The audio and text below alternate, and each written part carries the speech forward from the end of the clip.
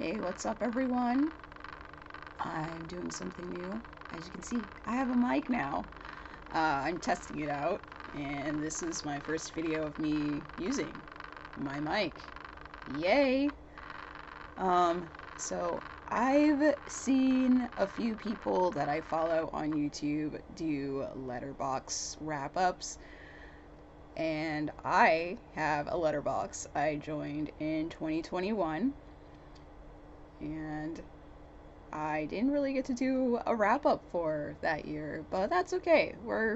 I might go back and glance at it a little bit with you guys, but I mainly want to focus on last year, and then we'll look at what it looks like overall for this year, last year, year before last.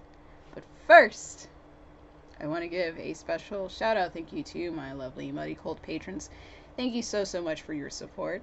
Also, thank you for your patience, because I know you've seen that I was going to be doing a Letterboxd wrap-up countless times, and I have postponed it because of reasons. And some of those reasons you hopefully will have seen before you see this video. So let's jump into it and not waste any time. So as you can see, this is my Letterboxd. You can follow me here if you want. That's my name. So, and there's my username. So it's not going to be that difficult to find out. Hopefully you can see the cursor. I don't know if I put the option to capture that or not. So here are my stats for 2022. As you can see, I have a lot of diary entries. I also keep track of movies on my blog posts. So sometimes what I've noticed for last year and this year, maybe even 2021, the numbers might be a little off by one or two because I can't find the movie on here to log. I do log everything also on my IMDb. I don't think that's a thing you can actually follow, but I know for sure you can follow me here on Letterboxd, so that's worth it. I really don't do a lot of reviews on here. I do them if the challenge that I'm doing on here requires one. I mean, it doesn't really require, but it's like, oh, it'd be nice if you have a review. I know one of them, the person who created it, Azul, has mentioned to add a review, and most of the time, well, maybe I shouldn't say most of the time, all the time, I do not write a review. I just give it a star rating and move on, and hope to do a review on my blog, which hopefully I'll be doing a lot more there and also here on the channel. As you can see, I have 23 lists that I made, and I have 290 likes. I had 3 comments, and this is how many hours of movies I've watched, which is quite a lot. So let's go to my highest rated films from the year of 2022. Most of them are 4.5 stars. It's very rare that I do give a 5-star rating. This is of course 5 out of 5, not 5 out of 10. It's the same star rating that I use on my blog, even though it's not really stars. It's just points. I usually do 5 out of 5. So clearly my most highest rated movie from the year 2022 is George Michael's Freedom Uncut. I did do a after theater review, which has been very rare, which is unfortunate. I need to do more after theater reviews. But I really like this movie, obviously, because I gave it a perfect score. Most documentaries I give pretty high scores because I love documentaries, and if they're like really well done, they're gonna get these high scores. And this one was George Michael's last piece of work before he passed away, and it was absolutely excellent, and I loved watching it in the theater with a bunch of George Michael fans. So if you're lucky to watch it, definitely let me know what you think. But yeah, that was my favorite, and I'll also be putting an annotation up so you can check out my review of it. The other reviews are all 4.5 stars. Didn't quite make that perfect 5-star review, but that's okay. We have The Batman with Robert Pattinson, excellent movie. Everything, Everywhere, All at Once, which I would probably say is my favorite movie from last year, hands down, if I don't, count, the George Michael movie. Then we have Knives Out, Glass Onion, which I saw in theaters before it came out on Netflix, which was a great experience, and I hope they do that again for the next Knives Out. I did find it really confusing why they did it that way, but it is what it is. The movie scene has changed quite a bit because of COVID, so I am appreciative that some of these movies that are coming to streaming are coming to the theater for a limited time. Also, we got Bullet Train, movie I'm looking forward to reading, and we got Barbarian, very tense movie I saw with Maja. It was really great. Pearl, the prequel to X, which I'm sure also got a pretty high rating, but of course it's just like this top, what is this, 9? No, top 8 movies. I can count, I swear. And last but not least, Terrifier 2. If you have not checked out my review for Terrifier 1, my unwrapped review, you should definitely check that out.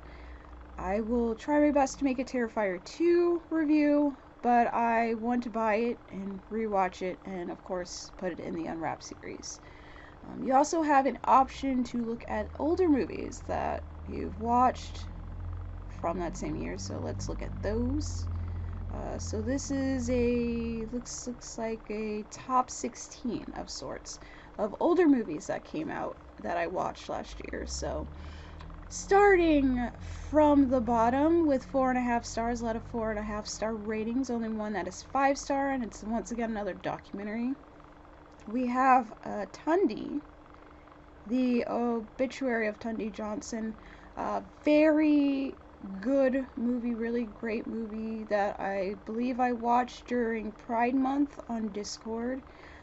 If you are, scrounging around on my Letterboxd, I do have a list of everything that I have streamed on Patreon so you can see what you're missing out. But you can be part of the fun and, watch all these different movies that I stream. I do a different theme every month. And that is my little plug for my Patreon. I also watched the small one for a 5-director movie challenge where you watch 5 movies from 5 different directors that you have not seen, and I believe the small one was directed by Don Bluth, and I watched this during Christmas time. It was a short, it was very good. I watched it a second time with Maja, and she really liked it. She thought it was cute and adorable, so very good watch. Then we have Please Hold, which was a short that was nominated for the Oscars that year, and they were doing Oscar shorts at Cinemark, and so that was one of the shorts that I watched. Clearly enjoyed it a lot. Then I rewatched Galaxy Quest. This was one of the mystery movies they were playing at Cinemark, and everyone guessed that this would be Galaxy Quest, so Maja went with me because it's one of her favorite movies, and we've seen it a gajillion times to the point that we can reenact the whole movie. So that was a fun experience to see it in the theaters, because I don't think I saw it when it came out. I've mostly seen it at home through, I think it's the VHS. I think she has the VHS. I don't think she has the DVD. Then I'll rewatch Pleasantville, which was leaving Hulu, and it was a movie that I've seen in the theaters many years ago. Let's see, should say when it came out. It came out in 1998. So yeah, I saw that in 98. I remember really liking it. So rewatching it now kind of gives it a different feel, and it has a lot of subtle racism commentary.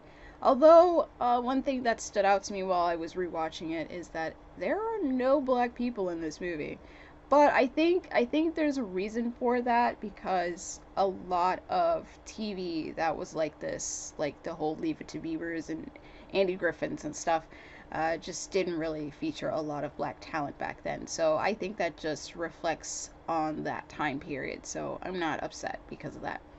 I also watched Yes, God, Yes. I don't know if I watched this for Pride Month or for a different theme. Maybe it was for Women's Heritage Month, but I have a feeling it was for Pride Month. That's my guess. I'm not gonna click and find out. Also, extremely very good movie. Obviously by rating, definitely check that one out. It's about a girl who is in a private school. I think she's in a Catholic school, and she's like discovering what sexuality is and stuff. Of course, if you are familiar with the Catholic religion and most religions that really denounce, exploring sexuality, that's kind of a big no-no. Maybe I shouldn't say kind of. It's a big no-no. I've gone to a Catholic school. I also like Christian Baptist. So yes, these kinds of things, no-nos. Especially if it has anything to do with homosexuality, which I'm not against at all. Do what you do. That is your business. I don't think that's a sin. You love who you love. That's all I gotta say. Then we have Belle. Fantastic anime movie that I've seen in the theater. I was all by myself. I got a little emotional there, but it was really, really good.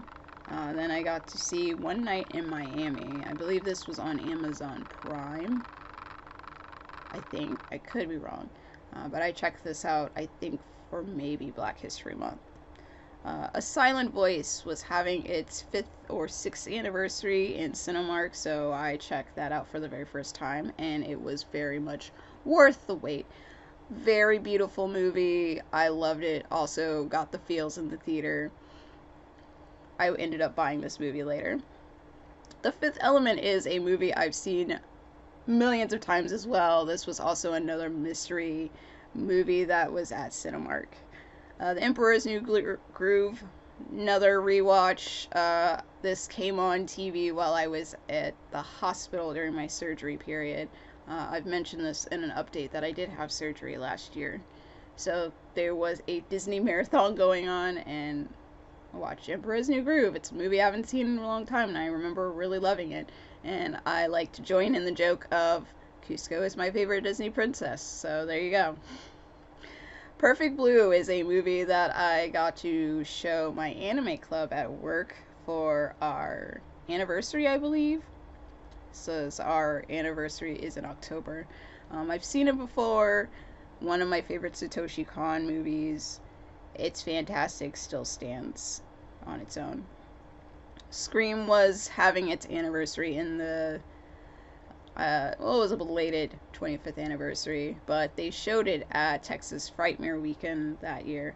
And so Christina and I went to go check it out at the theater there, and they had like a Q&A with Matthew Lillard and Skeet Ulrich, and it was fantastic and entertaining, and it just felt like Rocky Horror Picture Show because everyone knew all the words and how everything went. You can check that out in my vlog for Texas Frightmare Weekend. Coco is a rewatch. This was a patron request. I believe it was for Hispanic Heritage Month. Still gets me in the feels. Fantastic movie. I love Coco. Another movie that I think should get more love that has similar themes of Dia the Dead, Dias de los Muertos, is Book of Life. I think that needs a little bit more love. I definitely want to rewatch that for sure around Hispanic Heritage Month. Also, Amazing Spider-Man Into the Spider-Verse was a rewatch. I think I ended up buying it. I still need to get the soundtrack because I think the soundtrack is absolute bomb. It was great to rewatch it, and I cannot wait for the sequel. Last but not least is a documentary called Horror Noir. It is a documentary I heard about from Nightmare Maven, and I'm all about, checking out Black creatives doing their thing and how the evolution of Black creatives have evolved in the horror sphere, I guess, because we've had a tumultuous history and just every aspects. But I really appreciated this documentary, and I also watched the, I guess, short limited series of it as well, with the different shorts while it was airing on TV. I think it was either during October or during Black History Month, but October sounds like a more I don't know, sensible time for it to be, I suppose. But I watched the shorts, and I do have a note to do a review of all the shorts that they did show for Horror Noir. So look out for that. So let's go by my films by week. This is a stat of like how many movies I watched in that week all the way until December. Unfortunately, I didn't get to watch anything on the 31st. Normally, I do a lot of binging on New Year's Eve, but I ended up going out for once. So, but it just tells you how many movies you've watched in that week. So, clearly this was the week I watched the most stuff, September 7th through the 23rd. I believe this was in my time of recovery after my surgery. Then it has how many movies I've watched, which is 497, and the average per month, and the average per week. And then it breaks down how many movies I've watched on each day, Monday through Sunday. So clearly I watched the most movies on Sunday, which is 156 films, which is a lot. And Tuesday is my least watched day, which makes sense. It's 22 films. Tuesday usually I stream anime series, and I'll do an anime movie once a month on Tuesday. Sometimes I can't watch anything or stream anything on Tuesday because sometimes I work nights, so sometimes I have to do Tuesday night anime on Monday or Wednesday. Most of the time it's on a Wednesday, which is usually my day off. But I tend to be very tired after work because, yes, I work a 9 to 5. If you want to call it that. It's not even my actual work time that I work. I work 8 to 5. So, yeah. I work 40-hour weeks, and yeah, you get tired. And so it's kind of hard to, like, watch something after you get off work. I mean, sometimes I pass out on here on Mondays, so I'm surprised that, outranked Thursday. But I tend to do my series on Thursdays. Alright, here are some milestones. We have my first film that I watched, which was Spider-Man Into the Spider-Verse, and the last film I watched, which was on December 28th, which was only yesterday. This was a movie I checked out from work. I had it for way too long. I have not seen it, and I thought it was pretty good. I feel like I need to rewatch it because I don't think I gave it the attention it deserved, but I thought it was a really well put together movie. Not one of my favorite Ghibli movies, but I thought it was really well done. Probably needs to be talked about a little bit more. My most watched movies are The Small One and Death on the Nile. I'm sure there's other ones that I've watched twice. You'll see later that most of the stuff that are like most watched, it's only like I've only watched them twice. Even though there are some that I have watched more than twice, but it was prior to having this account.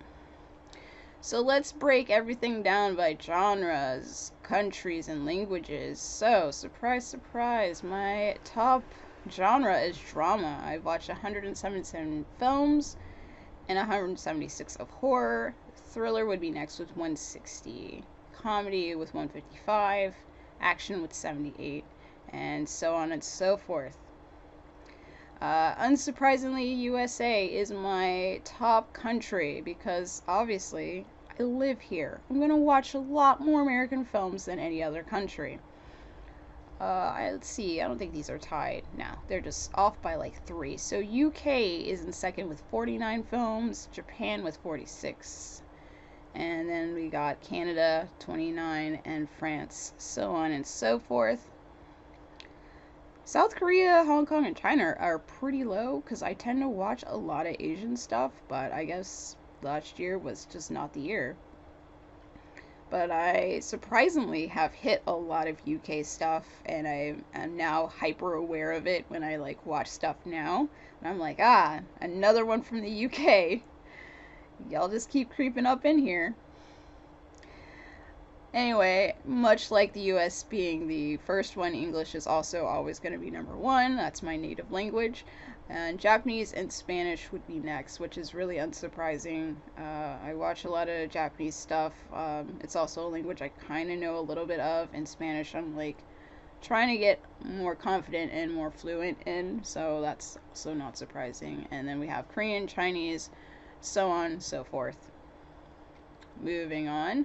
So here's a breakdown of percentages of how many new releases and older releases I've watched. Majority of them are older releases, and there's some, of course, 2022 releases. Then most of these are new watches, very little rewatches, and of course, majority of these I have not reviewed. But there's a small little sliver that I have. Here's also my rating spread. Most of the movies I rate are 3.5 stars. Probably least amount. Yeah, it's half star. I think, yeah, because there's 2 films that have 5 stars. So, yeah.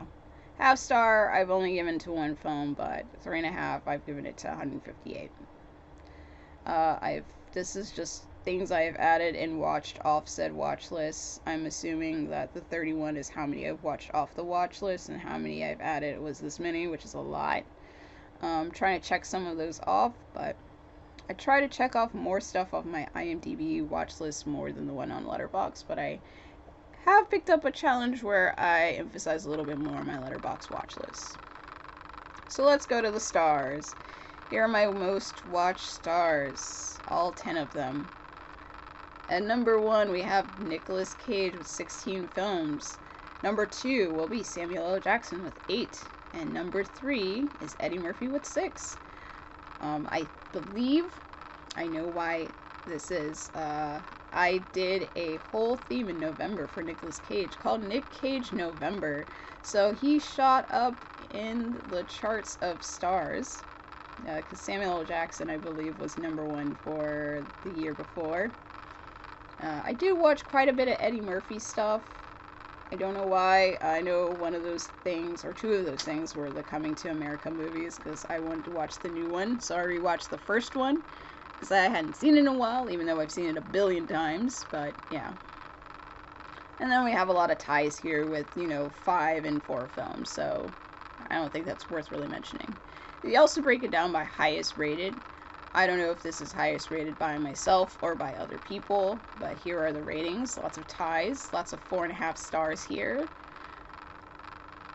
So, there you go.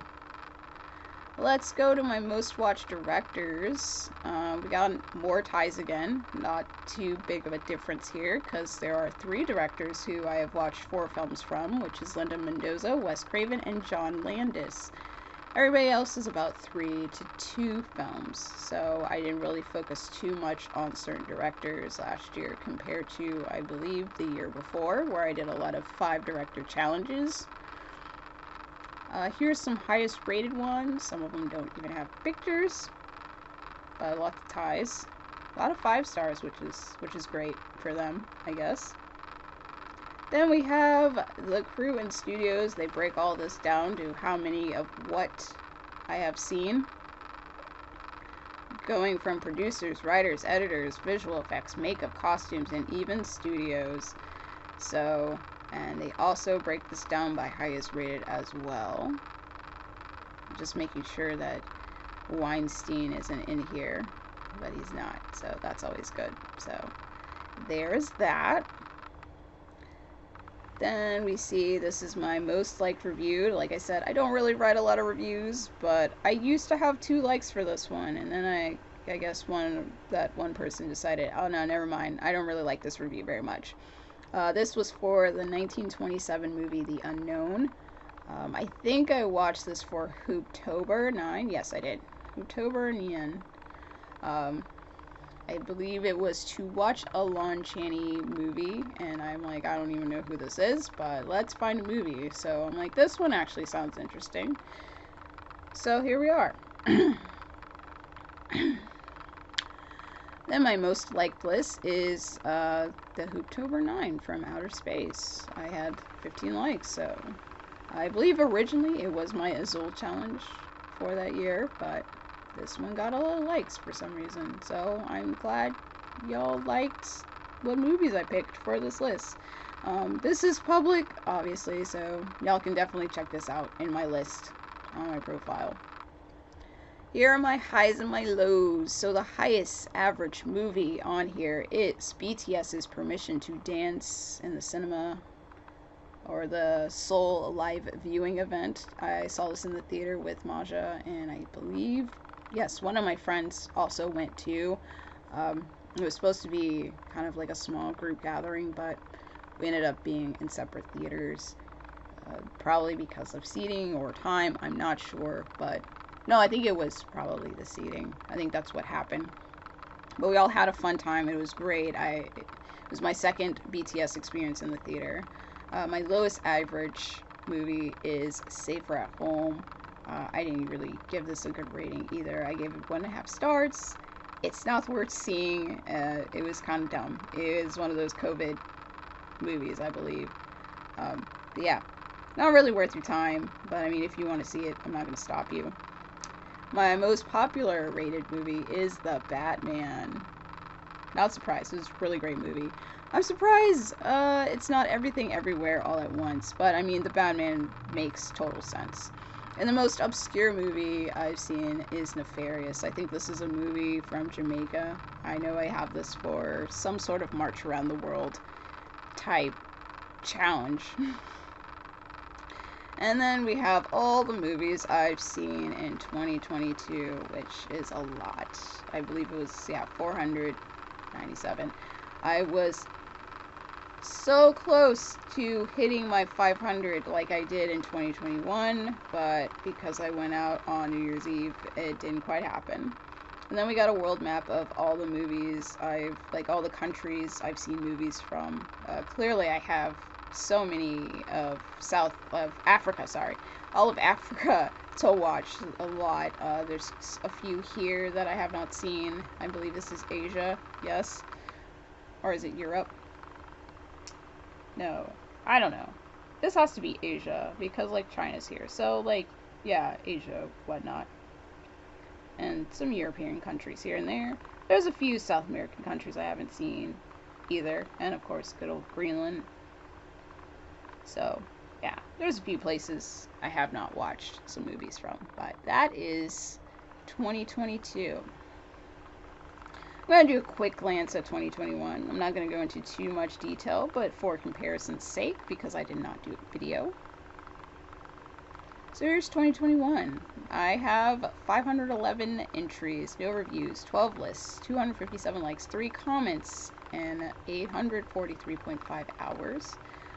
Here are my highest rated movies once they load. We got Free Guy, The Suicide Squad, Shang-Chi, and the Legend of the Ten Rings, the Monster X, The Dreaming movies, Summer of Soul, Willy's Wonderland, Last Night in Soho, and Spider-Man No Way Home. Here are my stats by weeks. Once again, Tuesday's the lowest, Sunday's still the highest. Here's my first film, which was The Last Days of Richard Pryor. These are the movies I've watched the most, and the last movie I saw was The Thing, which was on December 31st. Apparently drama, horror, and comedy are my 1, 2, and 3, and the same with the countries. It's the same. The languages are different. Japanese and Korean are 2 and 3. Here are my releases, rewatches, reviews, even smaller sliver. I believe 1.5 is, nope, it's tied with my 5. Here are my most watched actors. Nick Cage is still there. See, I remember correctly, Samuel L. Jackson was number 1. Tied is Selma Hayek and William Sadler. And then we have Nicolas Cage and Koichi Yamadera. Tied for 3rd. And then here are my most watched directors. Here are all the cast and crew and studios. Most liked list was Azul's 2021 challenge with 3 likes. My highest average, Goodfellas, really great movie. Swiped, terrible movie. Spider-Man, most popular and most obscure. I can't read this because it's in Chinese. The Birthday, I believe it was a short LGBT movie. And here's all the movies from that year. And here's my map. It's not as, I don't know, I guess it's more or less as filled in as it was for 2022. Alright, so let's wrap this up with my overall stats, which will have what I've currently logged in for this year. So here is a life in film of all my stats. I have 31 films logged in, 1,708 hours, 1,022 directors in 63 countries. So they have my films of like from decade 1921 to 2023 of like how many movies. Some of them are just little tiny blips on the radar. Some of them I have not watched anything from that year. Clearly I have watched the most movies from 2020. It's 128. We have a little blip here for this year. So here, and it also has my ratings of like which decade has the highest rating. This has a 4, that's for this year. Let's see, this one looks pretty high, that's 4, so 1938 is pretty high. What's the lowest? This has a 2, that's not too great. 1952 has a 2. So I think it's 1952 that has the lowest rating out of all of the decades I've watched. Then we have the highest rated decade. So we have the 2020s that have the highest rated movies and the bunch of stuff that I've seen.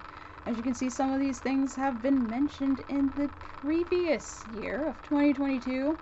With George Magum's Freedom, we got BTS Is Yet to Come in cinemas, which is something I've watched this year. Genius, a Kanye trilogy, which is something I've watched this year. Good Luck to You, Leo Grand, another thing I've watched this year. A lot of stuff that I've watched this year. Violet Evergarden, the movie, The Whale, Glass Onion, Terrifier 2, so on and so forth. The 1990s is my second highest decade. The 80s and 90s have been switching places quite a bit. Sometimes the 80s is second, sometimes the 90s is third. They just kind of do a little dance every now and then, so it makes a lot of sense. I do watch quite a bit of stuff from those two decades. I mean, I was born in the 80s, I grew up in the 90s, so it makes a lot of sense. But it's interesting I don't have any like 2000s, 2010s like in here either. But I guess 90s is like a nostalgia point, and 80s is like semi-nostalgia, but not really, because I really wasn't there for the 80s. I mean, really, I was only there for like 2 years, and it was the 90s, so I'm not claiming to be an 80s baby. I was just born in the 80s. Alright, so I guess I could like glimpse through some of these movies like I did above. Like the 90s, I've mentioned Pleasantville, Perfect Blue, Fifth Element, Scream, Galaxy Quest, Tu Wong Fu, Thanks for Everything, Julie Newmar, Dr. Giggles, Leaving Las Vegas, and Addams Family Values, and The Addams Family, so on and so forth. And we got, some Steve Martin stuff. We got The Man with Two Brains, which was a patron request, Three Amigos, There's Coming to America, Trading Places, 9 to 5, The Breakfast Club, The Hollywood Shuffle, The Thing, Elvira, Mistress of the Dark, Little Shop of Horrors, etc., etc. Then here are our genres, countries and languages. Drama, horror, comedy, just still killing it in the 1, 2, and 3 spot per usual. Then we got the US, UK, Japan. Not surprised here. Surprised there's not a lot of Spanish countries here, just Spain, and Spain's pretty low. Also not surprised on languages, English, Japanese, Spanish. Yeah, there's a 1 film difference with Korean and Spanish, sorry. Let's see, here's my list progress. So they have these different lists here on Letterboxd, and there's the percentages of like how many movies I've watched from these, I guess, highly prestigious staff curated lists. I'm assuming the staff curated these lists. So here are some collections that I've completed. I've watched all of Bill and Ted's Most Excellent Collection. I actually watched all 3 of these all in a row. I have never seen any of the Bill and Ted movies, so that was a first, so I'm glad I crossed that off. The Mariachi Collection, I know I spread this out a bit. I think I watched one for one thing, and then watched it for another theme, or maybe I watched one for, I don't know. And then I rewatched Once Upon a Time in Mexico. I think that was the only one I've seen out of the 3, so I was just like, I might as well, complete the trilogy. I hadn't seen it in a long time, and it has Johnny Depp in it. Then I marathoned the Purge collection for 4th of July, and did a whole review on the Purge and ranked them. So, I did watch all of those.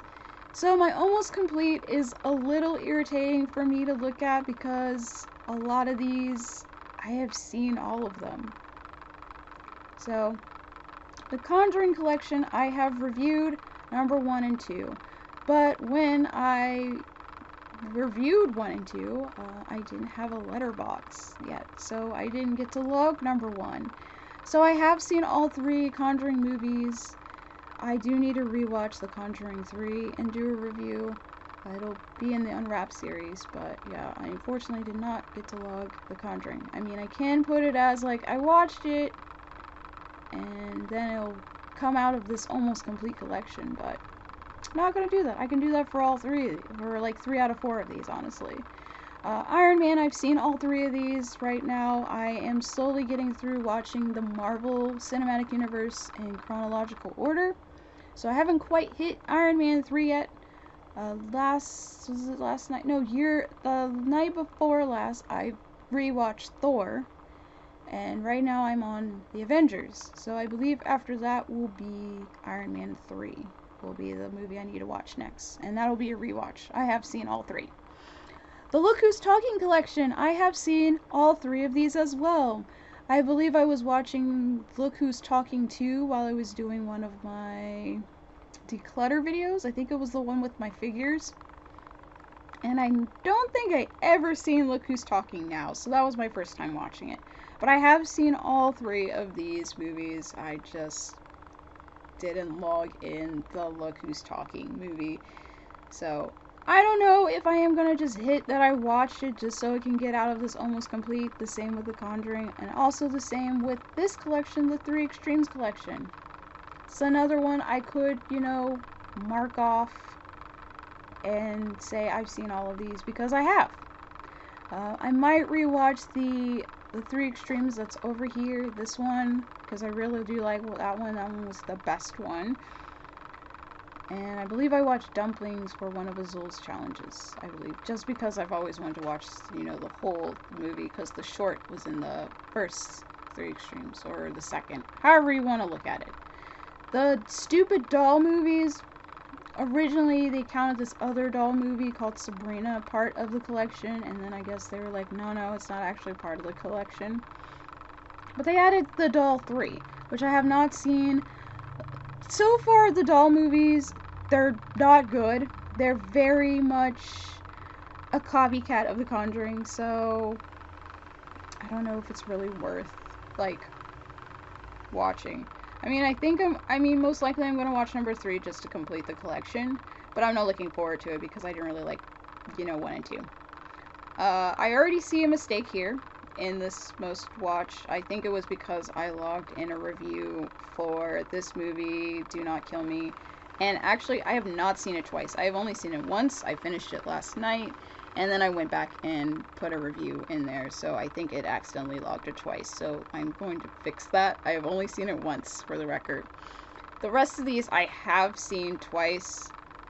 Some I have seen more than twice. But let's see, Belle, I got to show at my anime club. I've already talked about the small one. Don't Breathe 2, I've seen it in the theater, and we watched it with Don't Breathe 1. The Purge Forever, obviously I already said I marathon all of them. Death on the Nile, I rewatched it after I rewatched Murder on the Orient Express. Escape Room, watched it twice. I love Escape Room. Voyagers, I rewatched when it came out on DVD. The Thing, they had an anniversary showing of it in the theater, so I couldn't pass up the chance, so I rewatched it there.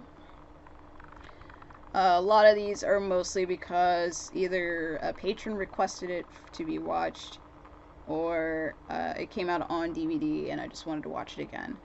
Out of these, I have a feeling the one that I will see at least 3 times will be Zola and Belle. Zola is one I want to buy and definitely rewatch and definitely do a review. It does need more hype and, coverage, in my opinion.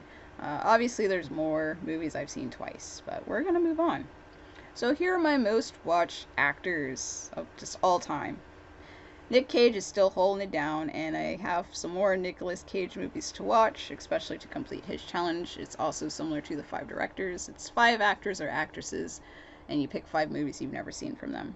Samuel L. Jackson is also in there as well, and Selma Hayek too, and Eddie Murphy. So Whoopi Goldberg is 2. She's in there. So we have Nicolas Cage with 22, Samuel L. Jackson 17, Selma Hayek 9, Eddie Murphy and Koichi Dera, are tied for 8. Everyone else has 7 except for Antonio Banderas, who has 6. Highest rated. Let's see how that's different. Yeah, very different. I always find that fascinating how different it is between my most watched and highest rated. Get it, Whitney? Alright, so directors. We have Wes Craven holding the #1 spot with 10 films. Don Bluth and Robert Rodriguez share the spot for #2 with 6, and Spike Lee is #5. And everyone else as follows, mostly tied except for Satoshi Kon. Here's my highest rated directors.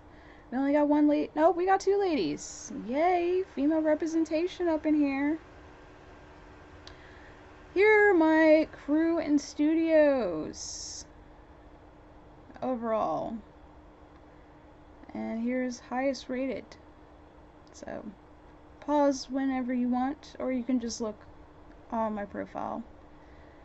And here are all the countries. I still have so much to cover here in Asia, a few places in Europe, and tons of countries here in Africa, and a few little countries here in South America. And of course, hadn't touched Greenland or this little island here. Still got Papua New Guinea.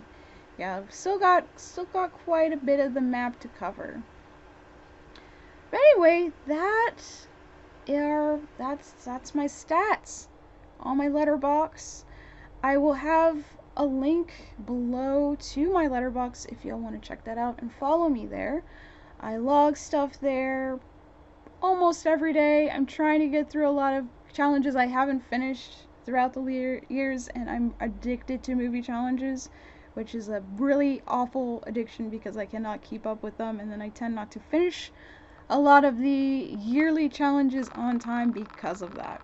But I'm trying my best, and sometimes I pick up old challenges that are done. Like I'm doing a 2018 like diversity film challenge that obviously I did not start in 2018. But it looked fun, and I wanted to get out my box and try other genres I normally don't watch, like what is it, like sci-fi and martial arts movies. I really don't watch a lot of those, or romance movies. I don't watch a lot of those. Anyway, but that's it. Thank you for watching. If you enjoyed this video, please give it a thumbs up. And if you haven't done so already, please follow me here on Muddy Cult Madhouse. I am trying to make this more active channel, but I've been having a bit of technical difficulties every now and then, which is extremely frustrating. But hopefully that will not stop me from putting new content here. So I hope to see you guys in another video. Please take care. Peace.